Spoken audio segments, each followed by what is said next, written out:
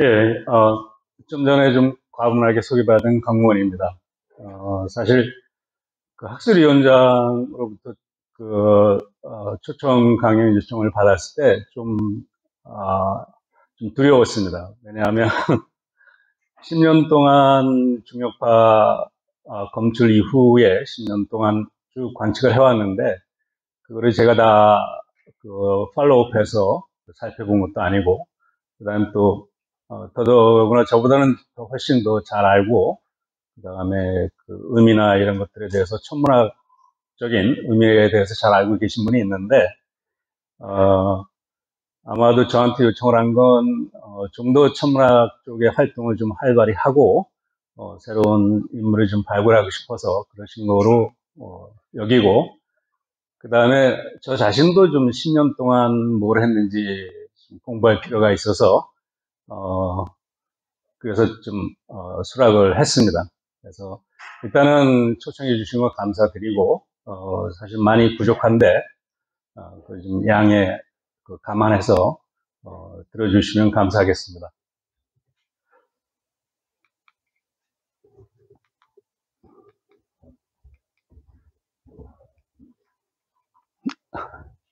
시작부터,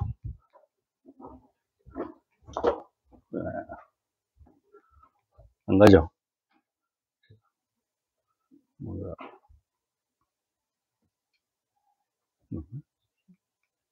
이제 되네.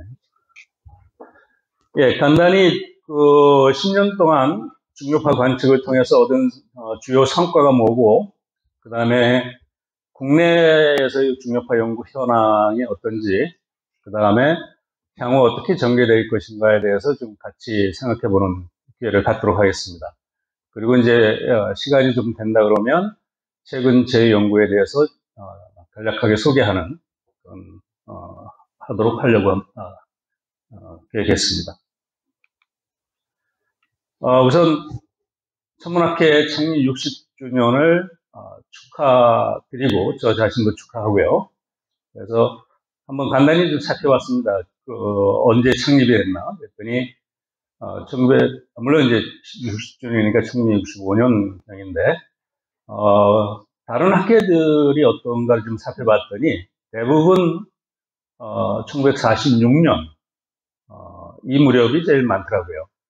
그래서 아마도 해방을 하고 나서 국내 연구자들이 어느 정도 시간이 지나서 좀 학회를 창립하고 활동을 자체적으로 시작을 하게 된 것 같아요. 그래서 보면은 한 20년 정도 다른 학회보다 약간 늦는데, 제가 이번 학기에 우주의 이해라는 교양 과목을 좀 가르치고 있습니다. 그래서 거기서 재밌는 좀 자료를 찾다 보니까 이런 자료가 있더라고요. 조선 명종 때 1500년경이죠.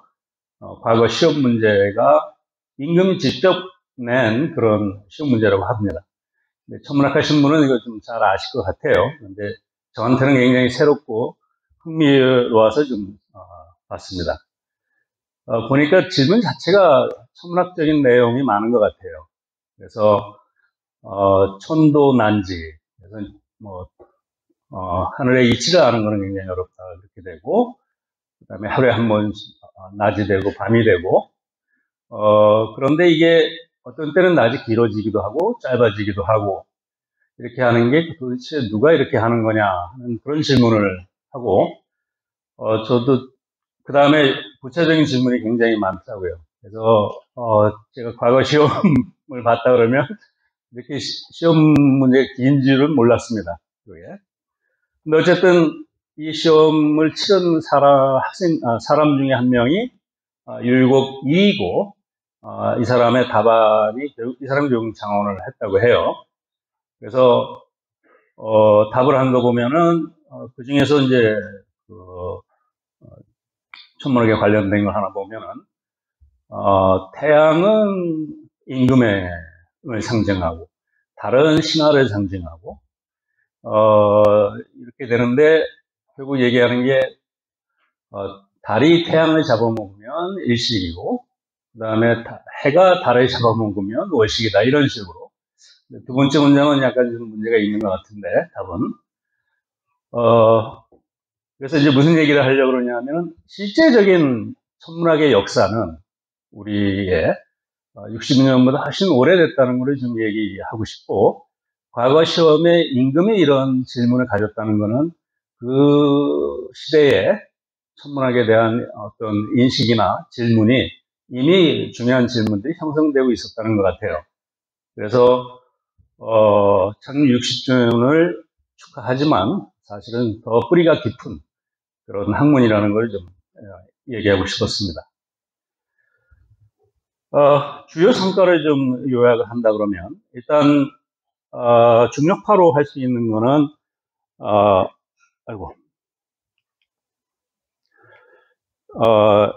여기 이제 은하가 있고 그 다음에 이제 그 중에서 그러니까 밀집성들이 있고 밀집성이 이렇게 서로 가까워질수록 그 다음에 이제 합쳐지게 병합이 되겠죠. 그 와중에 이제 계속 중력파는 발생이 될 거고 그런 것들이 지구에 도달하여서 라이고와 같은 인터페로 타입의 중력파 검출기, 그 다음에 여기서 만약에 다른 EM 신호가 나온다 그러면 전통적인 그런 그 관측기로 같이 검출을 할 수 있겠죠. 이게 이제 기본적으로 중력파로 우주를 탐구하는 시그널을 잡는 그런 프로세스라고 볼 수 있겠습니다. 일단 최근에 지금 10주년이 됐다 그랬는데 얼마나 중력파 이벤트가 검출이 됐나를 좀 살펴보면은요, 요 그레이스 DB에 다 있습니다. 그리고 이거는 회원이 아니라도 누구나 들어가서 볼 수가 있고요. 사이트가 이렇게 있습니다. 그래서 전부 몇 개의 이벤트가 됐나 하면 203개의 이벤트가 관측이 됐습니다. 예. 그리고 로우 시그니피컨스한 이벤트까지 합치면 한 3,700개 정도 그렇게 되고, 근데 이게 최근에 이제 200번째가 검출이 될 때, 관측이 될 때, 사실 저 이영목 회원하고 선지훈 회원하고 저하고 시프트를 쓰고 있었어요. 저희는 우리 시간으로 아침 8시부터 12시까지인데 이번에는 저번에도 한번 이벤트를 저희가 다뤄봤기 때문에 자신감을 가지고 준비를 하고 있었는데 일주일 동안 한 번도 그 이벤트가 저희 시간대는 없었어요. 근데 그날 오후 5시 정도? 그때 200번째 중력파가 검출이 들어왔습니다. 거기에. 그래서 약간 운이 좋았다 그러면 저희들이 200번째를 처음으로 보고를 하는 그런 행운을 누릴 수도 있었을 텐데 어쨌든 지금 200번 정도 중력파 검출 이벤트가 들을 갖고 있습니다. 예. 이거를 좀 얼마나 자주 중력파를 검출할 수 있느냐. 중력파는 계속 오겠지만 지구를 지나가겠지만 우리가 현재의 센서티비티로 보면은 3일에 한 번 정도를 이벤트를 관측할 수가 있습니다. 그게 물론 듀티 사이클이 계속 저렇게 되는 건 아니겠지만 저 정도 비율로 우리가 검출할 수 있다고 보면 될 것 같습니다. 많이들 아시다시피 이게 이제 첫 번째의 직접적인 중력파 검출 신호죠. 이게 2015년 9월 14일 날 이런 일이 일어나서 지금 10주년이 되는 거고, 여기요. 보시면 이제 이게 어떤 의미를 갖고 있나 하면 여러 가지 의미가 있을 텐데, 일단은 첫 번째의 중력파 직접 검출이 된다고 볼 수가 있죠. 그 다음에 이제, 바이너리 블랙홀 병합이 일어나는 그런 관측을 처음으로 또 한 거고, 여기요. 그 다음에 이걸 매스를 보면은 36 솔라메스, 29 솔라메스 정도 되고 합치면 한 62 정도 되고요. 그래서 이런 블랙홀의 스텔라 매스 오리진의 블랙홀은 그 전까지는 한 20 정도까지, 20이나 25 정도까지 봤는데 훨씬 큰 그런 질량을 갖고 있는 블랙홀이었죠. 그래서 거기도 그 매스에 대해서 다시 한번 생각해 보는 계기가 됐죠. 그 다음에 이제 얼마나 저런 머지가 자주 일어나겠느냐에 대한 리밋을 이렇게 좀 규정할 수 있었고요. 그 외에 여러 가지 의미가 있지만 무엇보다도 이거를 통해서 우리가 자신을 가졌던 게 일단은 일반 상대론에 대한 중력파가 존재하니까 그걸 직접적으로 검증했다는 게 의미가 있을 테지만 이외에도 많은 의미를 갖고 있습니다. 그 중에 하나가 자연이 제공하는 그 신호 중에서 우리가 다루지 못했던 중력파라는 새로운 신호를 얻은 거고 그걸 통해서 우주를 보는 새로운 방식을 관측 수단을 획득한 것이 굉장히 의미가 있다고 볼 수 있겠습니다. 물리학 쪽의 사람들을 만나보면은 중력파 검증이 됐으니까 이제 끝난 거 아니냐 이런 식으로들 많이 얘기해요. 근데 천문학 하는 분들한테 얘기하면 전혀 반응이 다르죠. 이제 시작이라고 보는 겁니다. 그 다음에 또 하나 굉장히 재미있는 이벤트가 이제 관측이 됐는데 그게 2년 뒤인 2017년 8월 17일에 검출이 됐고 요놈의 매스를 보면은 매스 레인지가 어떻게 되나요? 예. 거의 좀 작습니다. 그래서 이거를 뉴트론 스타의 병합이라고 우리가 간주를 할 수 있고 그렇게 된다 그러면 매터가 있기 때문에 그것이 달궈져서 여러 가지 일렉트로마그네틱 시그널들이 나오게 되고 실제로 여기 보신 것처럼 거의 모든 시그널을 다 관측을 실제로 했습니다. 여기에. 그래서 요것 때문에 사실 중력파 검출이 노벨상을 이게 이제 8월 달에 됐는데 10월 달에 받게 되죠. 그 해에. 그때 엄청 서둘러서 이 논문을 발표했습니다. 그래서 첫 번째 검출에 대해서는 사람들이 아직 확신을 못했겠지만 두 번째는 중력파 검출기 말고 전통적인 다른 우리 관측기로 이거를 관측이 됐으니까 좀 더 명확해졌고 이거를 통해서 사람들이 확신을 갖게 된 것 같습니다. 예. 국내에서도 이거 이삼각망원경으로 관측한 게 있고 그다음에 천문연의 KMT 넷으로도 관측을 했죠. 그래서 근사한 사진이 있고 국내 연구자들도 아주 좋은 논문을 많이 낼 수 있었죠. 그 다음에 이거 관측을 하면은 이게 빛이 오고 소스가 같은 데서 중력파도 오고 빛도 오니까 그 시간 차이를 가지고 중력파의 속도가 어떻게 되는지를 알 수가 있을 겁니다. 극단적으로 중력파의 속도가 느리다 그러면 빛을 보고 난 다음에 한참 후에 오겠죠. 근데 거의 동시에 왔고 그거를 가지고 중력파의 속도가 얼마나 빛의 속도하고 근접하냐를 보면 10의 마이너스 15승하고 16승 사이에 있다는 거죠. 이거는 엄청난 진전입니다. 그 전까지는 어떤 중력파를 통한 신호 전달을 솔라 시스템에서 봤을 때 제 기억으로는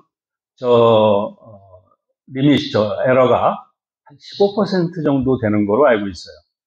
근데 10의 마이너스 16승까지 갔으니까 엄청난 진전이죠.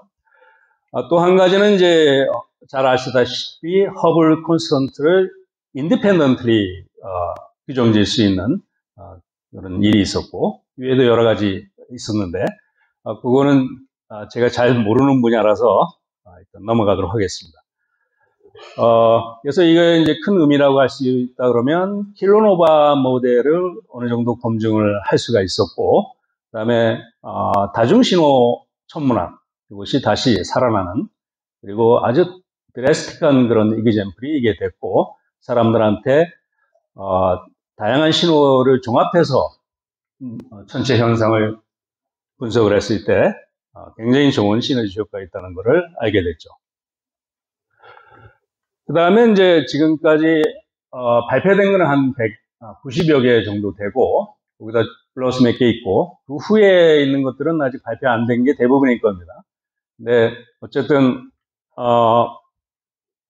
리즈너블리 점점 그 옵저베이션 숫자가 늘어나니까 통계적으로 어떤 클레임을 할 수가 있고 살펴볼 수 있고, 그 중에 하나는 이제 블랙홀 매스 디스트리뷰션 같은 그런 거죠. 그래서 보면은 이런 모양에서로만 설명을 할 수 없는, 이게 이제 파워로일 텐데, 이런 쪽에 매스를 가진 소스가 상당히 많이 있다는 거니까, 요게 이제 가우시안 로를 따르는 거죠. 그래서 요런 부분도 이제는 통계적으로 중력파 검출을 통해서 우리가 좀 더 세밀하게 전체 블랙홀의 매스 분포를 알 수 있게 되는 거죠. 그 다음에 블랙홀의 매스에 대해서도 요거를 보면은 2019년에 있는 요 놈은 컴포넌트 매스가 약 91하고 66이면서 머지한 놈은 142 솔라 매스로 판정이 됩니다. 그래서 아마도 가장 무거운 블랙홀 발견한 것 중에서는 될 텐데, 이거는 거의 매스 갭의 윗부분의 부근에 있긴 하죠. 그래서 아직은 좀 괜찮은데, 앞으로 뭐 어떤 블랙홀이 또 발견이 될지 모르겠습니다. 네, 어쨌든 머지된 놈은 100을 넘어서 이거는 중간 질량 블랙홀을 중력파로 어느 정도 좀 관측을 했다고 클레임할 수도 있겠죠. 그 부분이. 그 다음에 이제 스핀에 관한 분포인데, 이게 이제 바이너리 블랙홀의 스핀의 방향이 이렇게 오비탈 앵귤러 모멘트의 방향하고 나란한 쪽으로 있는데, 대부분의 스텔라 오리진인 바이너리 블랙홀들은 원래 그 메커니즘상 스핀이 같은 방향으로 분포하게 되는 걸 알 수가 있습니다. 그렇게 알고 있고, 근데 이런 소위 스핀을 이 앵귤러 모멘텀 방향의 컴포넌트를 둘을 더하면 이거는 같은 방향일 때는 포지티브 하겠죠. 근데 만약에 한쪽이 다른 방향이면 여기가 마이너스가 둘 중에 하나가 돼서 네거티브가 될 수도 있고요. 그래서 요 값을 관측된 데이터에 대해서 구해보면, 그러면 데이터 이벤트별로 여기가 0이고 보면은 대부분 많이 포지티브를 인치하지만 네거티브 갖고 있는 놈도 있다는 걸 볼 수가 있습니다. 그렇다 그러면 이런 이벤트는 오리진이 스텔라 오리진이 안 될 거고 우리가 알고 있는 다이내미컬 오리진을 갖고 있는 그런 소스가 될 겁니다. 요거를 이게 포지티브하고 네거티브가 될 텐데, 여기 확률을 보면 대략 무시할 수 없는 정도의 네거티브 이펙티브 스핀 값을 갖는 것을 볼 수 있고, 대략 지금까지 발견된 바이너리 블랙홀 시스템의 한 30% 정도는 이쪽에 해당된다고 볼 수 있다고 합니다. 그러면 우리가 알고 있는 바이너리 블랙홀 시스템의 한 30% 정도는 스텔라 오리진이 아니고 우리가 그 가능성 중에 또 하나 있는 다이내미컬 캡처나 이런 프로세스를 통해서 만들어진 블랙홀 바이너리라고 볼 수가 있을 겁니다. 이렇게.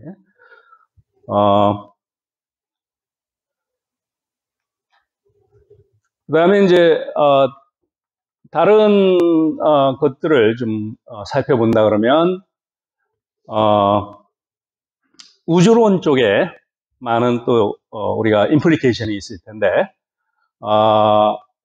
이게 이제 그 루미너스 디스턴스를 관측하는 독립적인 방법으로 중력파 신호 관측을 통해서 할 수가 있다는 걸 알고 있죠. 그 그 다음에 EM 시그널이 안 나오더라도 우리가 알고 있는 갤럭시의 분포나 이런 것들의 도움을 받는다 그러면 바이너리 블랙홀 머저를 하나의 다크 사인으로 우리가 사용할 수 있게 됩니다. 그래서 이쪽에 대해서는 여러분들 아시다시피 이제 우리 이영목 회원의 그래피테이셔널 웨이브 유니버스 연구단이요. 그래서 상당히 많은 연구들을 해왔죠. 좋은 성과도 있었고요. 그 다음에 다양한 형태의 일반 상대론을 테스트하는 그것도 진행되어 왔는데 어쨌든 현재까지는 일반 상대론을 벗어나는 그런 중력파 관측 데이터는 아직은 없는 것으로 알고 있습니다. 한 명이 알렉스 닐슨이라는 사람이 이벤트 중에 하나가 GR의 프리딕션을 좀 유미하게 벗어난다고 클레임을 하고 있는데 아직 받아들이지는 않은 것 같습니다. 그러니까 한 이벤트가 있긴 있습니다. 가능성이 있는 게. 그 다음에 이제 머지하고 나면 그러면 신호가 급격히 약화되면서 소위 감쇄 진동이 일어나는데 요거를 우리가 알고 있는 이론적인 파이널 블랙홀의 퍼터베이션으로 그다음에 백워드 인 타임으로 좀 설명할 수 있습니다. 현재까지는 상당히 잘 맞고 있고 거기에서 이론적인 예측치와 잘 맞으니까 다양한 형태로 GR을 또 확인할 수가 있게 됐습니다. 그 다음에 일반 상도론에서 얘기해주는 중력파의 폴라라이제이션하고 그 다음에 다이내믹스가 달라질 때 예측하는 중력파의 폴라라이제이션이 다릅니다. 우리가 알고 있는 거는 플러스 폴라라이제이션과 크로스 폴라라이제이션 두 가지 종류밖에 없는데 맥시멈 5개까지가 있습니다. 예? 그것도 현재는 그 2개밖에 없는 것으로 볼 수가 있습니다. 그 다음에 또 하나의 가능성이 뉴트론 스타처럼 굉장히 수십 10km 정도 사이즈를 가지면서 솔라 매스 같은 그런 큰 질량을 가진 시스템이 가능한데 이론적으로 많이 그거보다 더 컴팩트한 보존 스타나 쿼크 스타 같은 것에 대한 예측이 있어 왔습니다. 현재까지는 아직은 그런 더 컴팩트한 바이너리 시스템의 머지에서 나오는 시그널은 아직은 없었습니다. 그래서 그런 걸 볼 수가 있고 그 정도로 하고요. 그 다음에 관측 데이터를 종합을 해 봤을 때 바이너리 뉴트론 스타의 머저 레이시 이 정도로 좀 추정이 되고 그 다음에 블랙홀하고 뉴트론 스타가 이 정도로 좀 작죠. 그 다음에 바이너리 블랙홀에 대해서는 이 정도로 추정이 되고 있습니다. 그죠? 비교적 레인지가 좀 짧죠? 대부분이 많이 관측이 돼서 그럴 겁니다. 그 다음에 뉴트론 스타 사실은 관측이 많지 않기 때문에 바이너리 뉴트론 스타에 대해서 그렇지만 관측된 거라면 현재 이 정도 레인지로 볼 수가 있겠습니다. 물론 2.0 솔라 매스보다 더 큰 게 있는데 아직 그것에 대해서 저게 뉴트론 스타인지 아니면 로어 매스 갭에 있는 블랙홀인지에 대해서는 아직 명확히 판정이 안 된 것 같습니다. 그 다음에 이제 이게 논문으로 나갔는지 모르겠어요. 그래서 다른 데이터를 좀 보이지는 않았는데 현재까지 가장 스트롱한 그 블랙홀 머저 이벤트 SNR이 한 40 정도 되는 게 관측이 됐습니다. 리빙스톤 옵저버터리 하나에서만 지금 관측이 됐었는데 그때 헨포드는 문제가 있었고요. 그래서 이게 현재 가장 라우디스트한 블랙홀 머저 이벤트라고 볼 수가 있습니다. 이렇게 스트롱한 시그널이 오게 된다 그러면 우리가 할 수 있는 게 굉장히 많습니다. 특히 링다운 쪽에 여러 가지 정보를 갖고 있는데 그것들을 분석이 가능해지게 되죠. 어치브먼트에 대해서는 이 정도로 제가 이 정도로 좀 알고 있는 게 제한적이어서 이 정도로 하도록 하겠습니다. 간단히 국내에서는 그러면 어떤 연구에 어떤 상황이 있느냐를 좀, 한 페이지로 좀, 요약을 해봤습니다. 일단, 여러분도 아시다시피, 중력파를 연구하는 사람들이 그렇게 많지 않았습니다. 예. 그렇지만, 이제, 몇몇,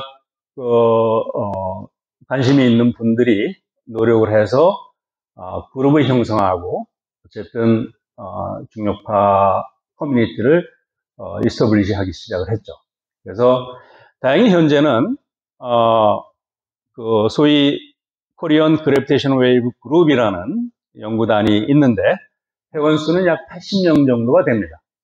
근데 이제 실제로, 시어리스하고 연구를 하는 그룹은 한 30에서 40명 정도로, 예상이 됩니다. 지난 2월 달에 있었던 중력파 총회에 참가자가 한 50명 정도가 됐습니다. 참가를 하는 사람들이. 그래서 그렇게 됐고, 그 다음에 이제, 연구를 실제로 활발하면서, 분야별로 연구 그룹이 좀 형성이 됐습니다. 그게. 그래서 일단, 여러분도 아시다시피, 데이터 어널리시스와 EM 팔로업 옵저베이션 쪽에서, 그래비테이션 웨이브 유니버스 연구단, 그 다음에 거기에, 세븐디티, 이게 서울대에 있게 되죠. 그 다음에 카지에서도 팔로업 옵저베이션에 K-인터넷이 인발이 되어 있고요.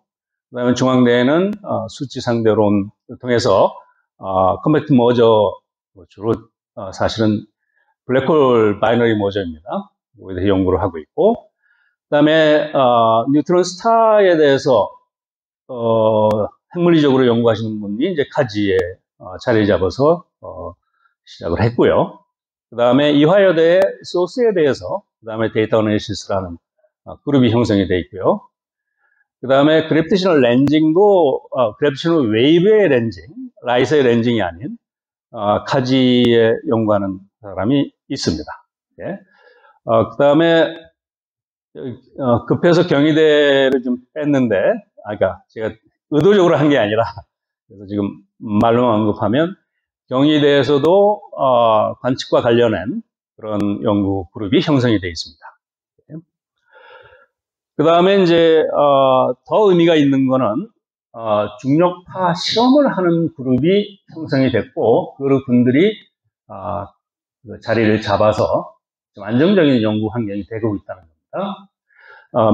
몇 군데 얘기를, 사실 이게 다긴 합니다. 보면은, 성균관대에, 그, 디텍터의 미러 코팅에 관련된 연구를 수행하는 그룹이 형성되어 있습니다. 학생이 상당히 좀 활발하게 양성이 되고 있고요. 그 다음에 카지 그룹에서 10분 형성이 되어 있죠. 스퀴라이트나 레이저 쪽에 연구를 진행하고 있습니다. 그 다음에 카이스트에서도 그룹이 한 그룹이 형성이 되어 있고, 최근에 이제 연세대 천문과에 자리 잡아서 광학 연구를 하는 그룹이 형성이 되어 있고, 그 다음에 수리과학 연구소에서 마이크로 그래비티라고 실험 그룹이 지금 형성돼서 활발하게 연구를 진행하고 있습니다. 그렇지만 저희들이 보기에 아직 중력파 연구가 제대로 자리를 잡으려면 여러 할 일이 굉장히 많이 남아 있습니다. 물론 그 중에서 제일 저희들이 시급하다고 보는 것이 뭐냐면은 중력파 실험 프로젝트로 좀 안정적으로 굴러갈 수 있는 그런 실험 프로젝트가 하나 발굴이 되는 겁니다. 그 관측 쪽에서는 다행히 그 그래비테이셔널 웨이브 유니버스 그쪽의 펀드를 통해서 세븐디티가 구축이 됐고 지금 현재 러닝을 잘 하고 있는 것으로 알고 있습니다. 그렇다면 이제 그쪽 그룹에서 자체적으로 이게 성장을 할 수 있는 모멘텀을 갖고 있게 되는 거죠. 그래서 그건 듣는데 아직도 그 중력파 검출 실험 장치는 굉장히 다양한 것이 가능합니다. 우리가 현재 갖고 있는 거는 작동하는 것은 수십에서 한 1000Hz의 중력파를 검출할 수 있는 라이고와 같은 인터페로 타입의 검출기입니다. 네, 이외에 다른 프리퀀시 밴드위스에서 천체 현상과 관련되는 그런 검출기도 많이 디벨롭이 지금 되고 있는데 그런 부분에서 저희가 자체적인 그런 실험을 할 수 있을 것 같습니다. 그래서 이게 형성이 되면 어쨌든 물적 자원과 인적 자원이 자연스럽게 양성이 되는 그게 계기가 될 거로 보는데 아직 저 단계가 제가 보기에는 가장 시급하고 중요한 문제라고 보고 있습니다. 그래서 그거를 좀 언급을 하고 넘어갔으면 합니다.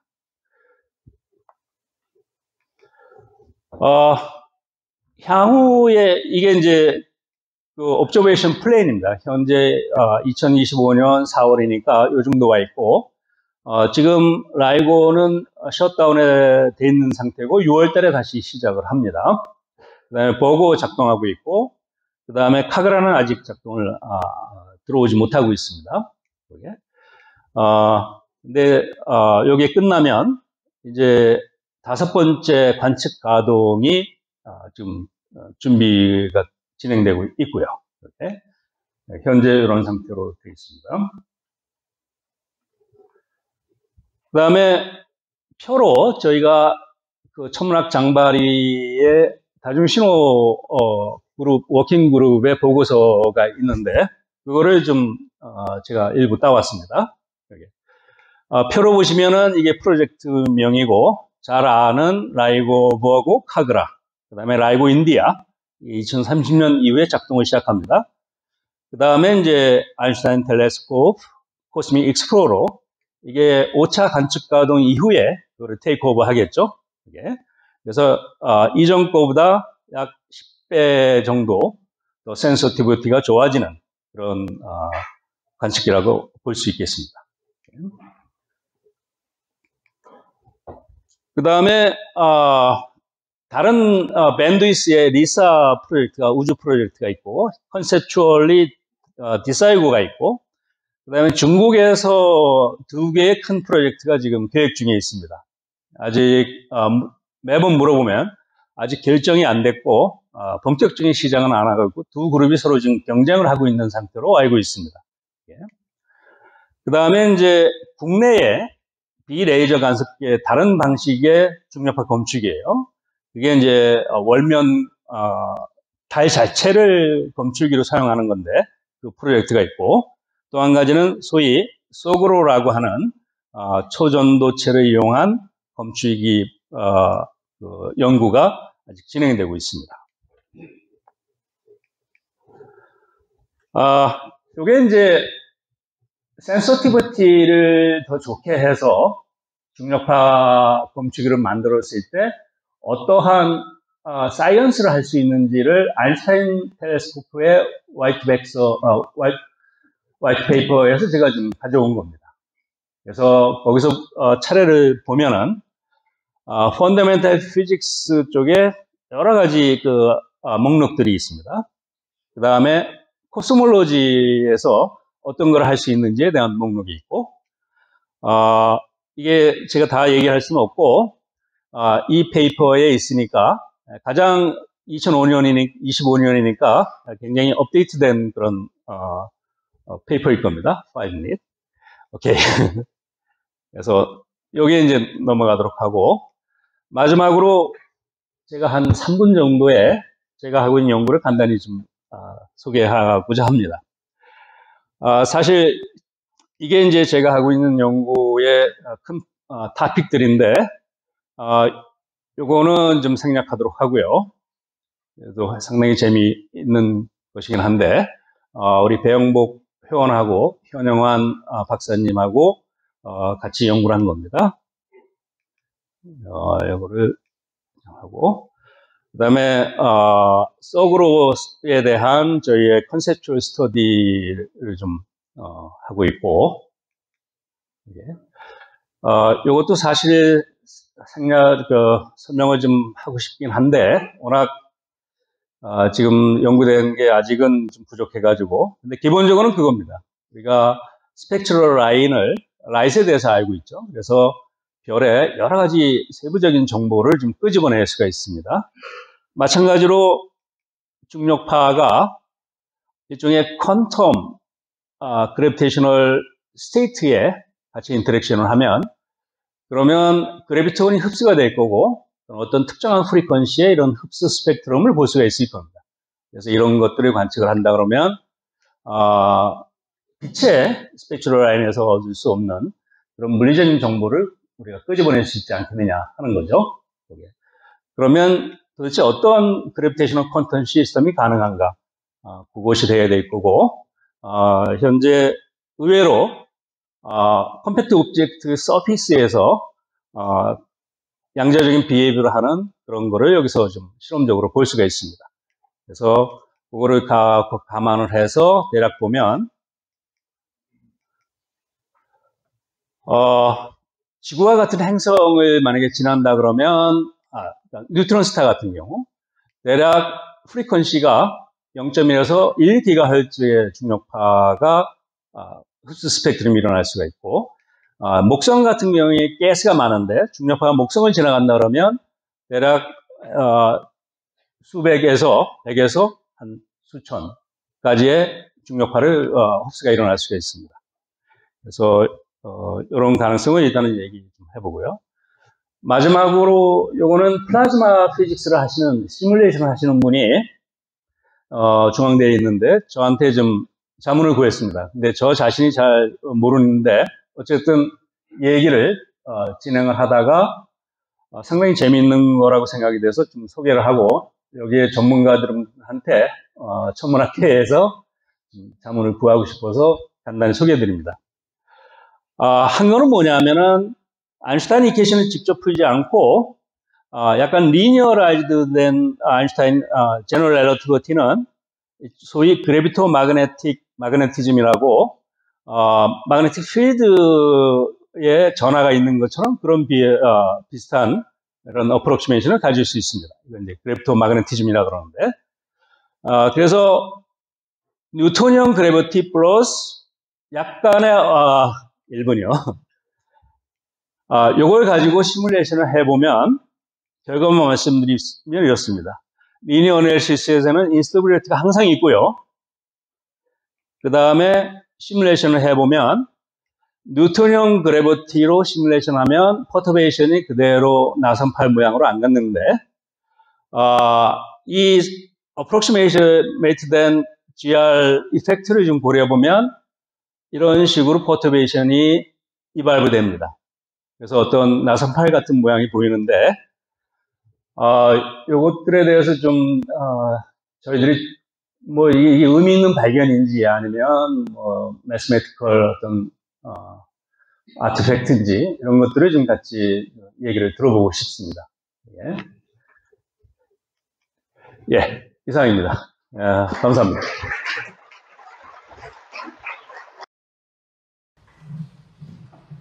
Yes, hello. So first of all, thanks a lot for the presentation.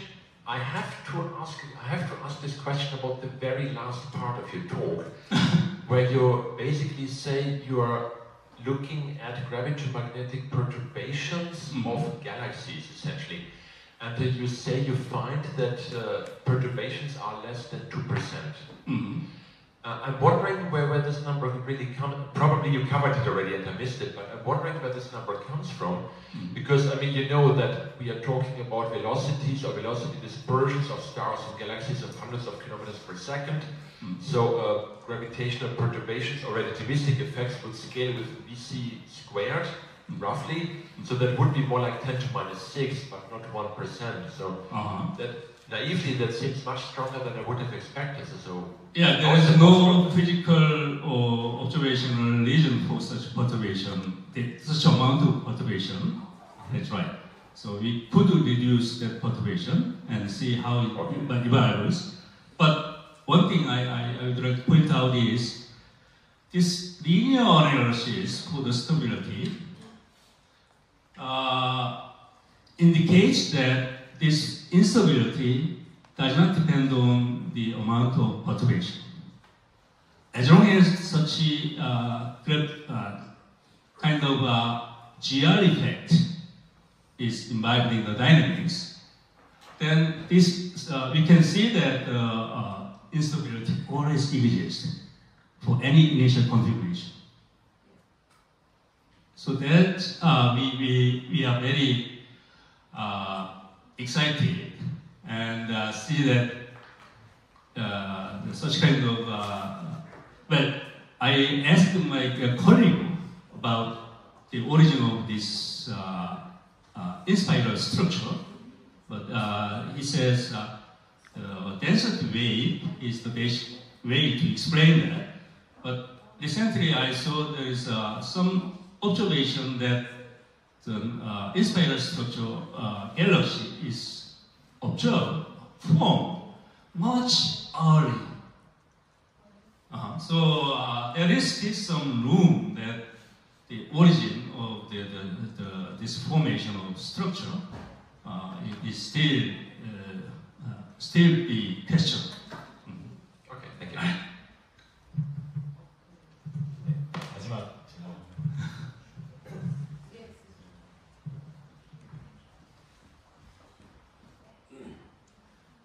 국제학회에 가보면은 이제 최근 관심들이 로우 프리퀀시 쪽으로 많이 하고 그 PTA를 이용한 그런 서치 활발한데 혹시 국내 GW 커뮤니티에서도 이런 쪽의 활동에 많이 참여하고 있으신지 현황을 알고 싶습니다. 예, 결론부터 말하면 많지 않습니다. 근데 다행히도 한 명이 그쪽에 인디언 그룹하고 멤버가 돼서 그쪽에 일을 했습니다. 근데 현재는 그 멤버에서 탈퇴를 한 상태고요. 그래서 그러니까 없다고 봐도 지금은 맞습니다. 근데 그쪽에 관심 있는 사람은 있고 그쪽에 여건이 허락이 되면 PTA 쪽에 계속 연구를 할 사람은 있습니다. 그런 상태입니다. 네, 더 많은 논의는 휴식 시간에 하는 것으로 하고요. 네, 이번에 초청 강연을 해주신 강봉환 회원님께 다시 한번